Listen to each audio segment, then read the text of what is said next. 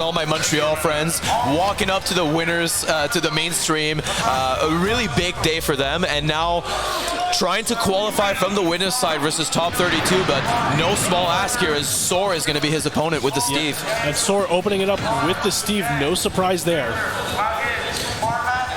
Yes, we have seen Soar's Steve evolve, and he has really solidified himself as arguably one of the best, or the best Steve in Canada as we speak. Ooh, very clean drag down there into the up tilt to convert the combo. Definitely a telltale sign that you know what you're doing with the character. Yeah. Little setups like that tell everything. Absolutely. I've witnessed a lot of Toad Directs today, and he is excellent as using his multi-hits and extending that into longer combos. Yeah, unfortunately, Soar there, side being into the ledge, only has one iron to work with, and there it goes. Yeah, and Soar's Steve has so many tricks up his sleeve. It's always impressive.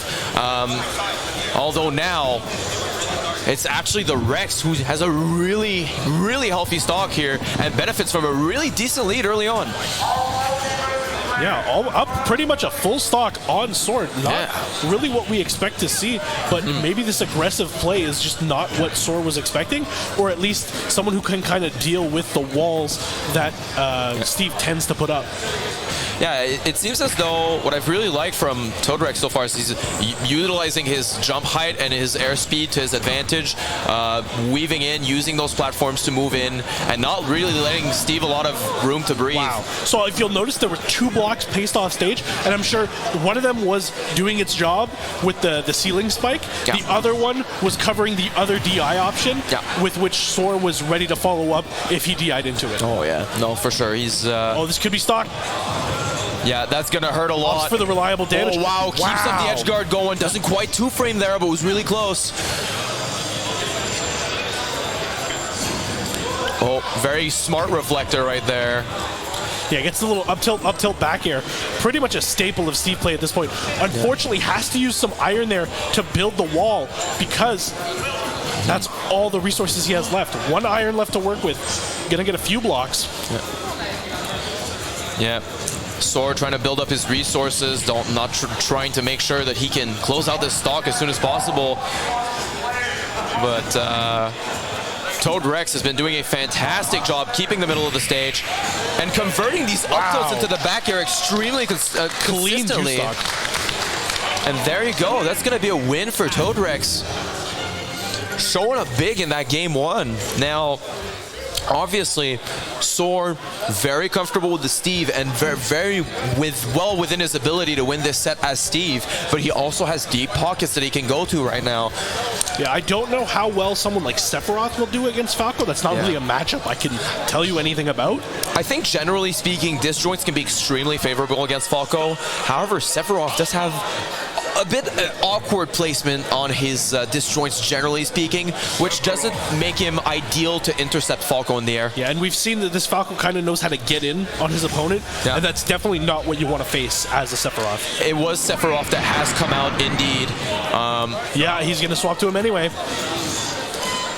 So kind of realizing, all right, let me switch the pace here. And so far, I think just the pure speed of Soar's Sephiroth might be enough to overwhelm Toad Rex here. Absolutely. Down tilt a little late. Yeah. Also, Sephiroth being very light, a lot of those multi-hit combos won't work for as long as they did against Steve, namely. Oh, wow. Great patience out of Toad Rex there to get that grab. That is not an easy grab to get on regular get-ups.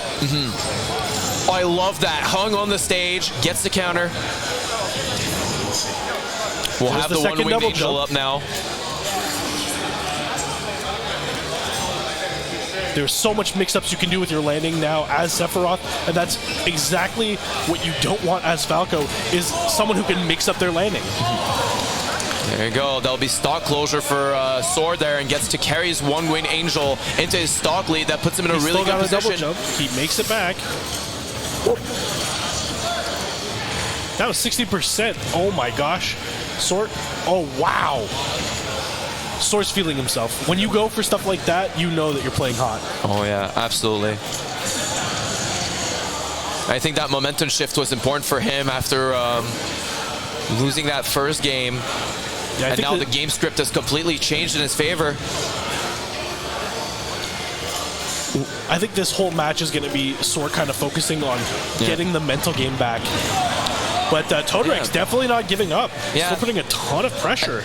And I mean, Soar had shown that option of holding the fair onto the stage a couple of times, so quick adaptation on Todrex and netted him the stock. Just for another drag down, gets the laser. That can eat jumps too, so you have to be very careful when you're dealing with a Falco. Yeah. Oh, I love that you can reverse that move. You can always be so tricksy. And now he's got to deal with that, and just like that, Soar has stage control, and now this is a potential stock. Yeah, eventually you have to wonder, when will Todrex pick up on that and start using his reflector more?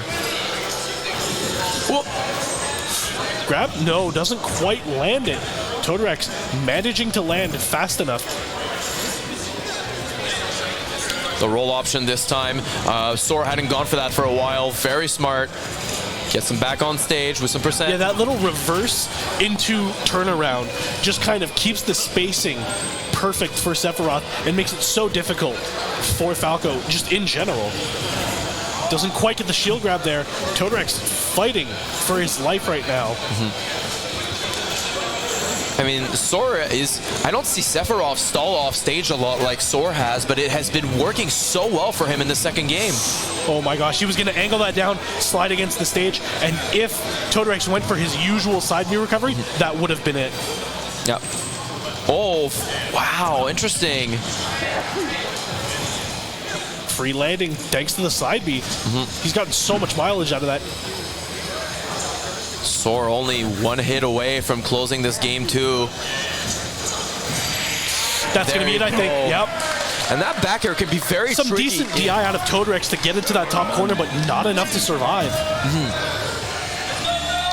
Although now Todrex will be working on his own counter pick. So it'll be interesting to see here. Depending on what stage Todrex decides to pick, maybe we'll see another character switch from Soar. I would not be surprised that if the stage that Todrex picks isn't necessarily a comfort stage for his Sephiroth, that he might pivot to like a PT or maybe even go back to the Steve if he feels that that would be appropriate. Yeah, that's definitely one of the biggest advantages to playing multiple characters, is that you can kind of have those stages that you like, and not all of your characters will be good on the same stages. So you've definitely got that counter pick. So like if Todrex goes somewhere that Sephiroth isn't good, someone else might be good there. Yeah. So there you go. We're going to keep Sephiroth here on Hollow Bastion for game number 3. I think a Hollow Bastion, keeping Sephiroth here makes a lot of sense. Definitely a stage that will work well for him, but I could see Falco like getting up tilt conversions and extending from the platform very well here. As we speak, there you go.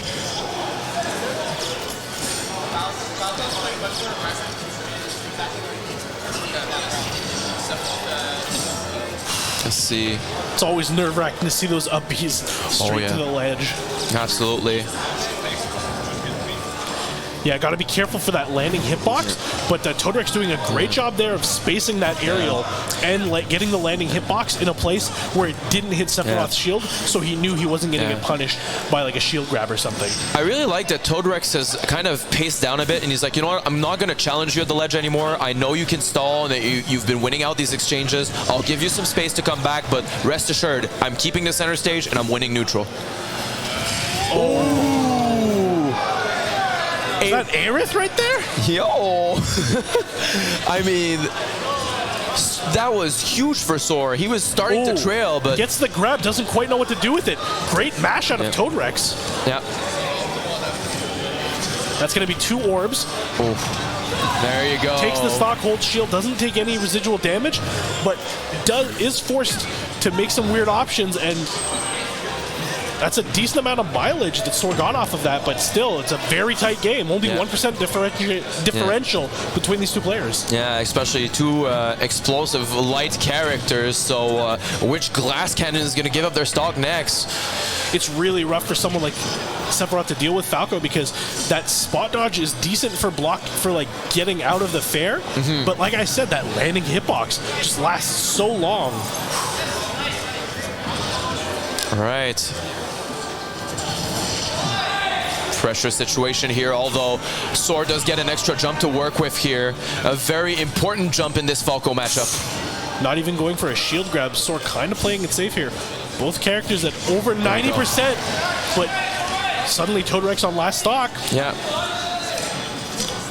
That might be his winner's stock right here. Oh, this might be a good opportunity for good DI off that bounce to make sure you can get back to the ledge. Yep.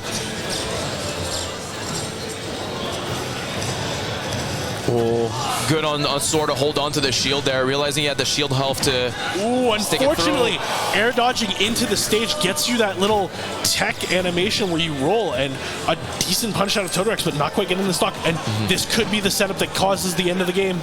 Yeah. That's a lot of damage to take right there. Fair off stage. Yeah, front throw off stage. Goes for the full charge. Soar has definitely found his comfort and composure here. He's almost great there. stall from Toad Rex to not get caught by any of that.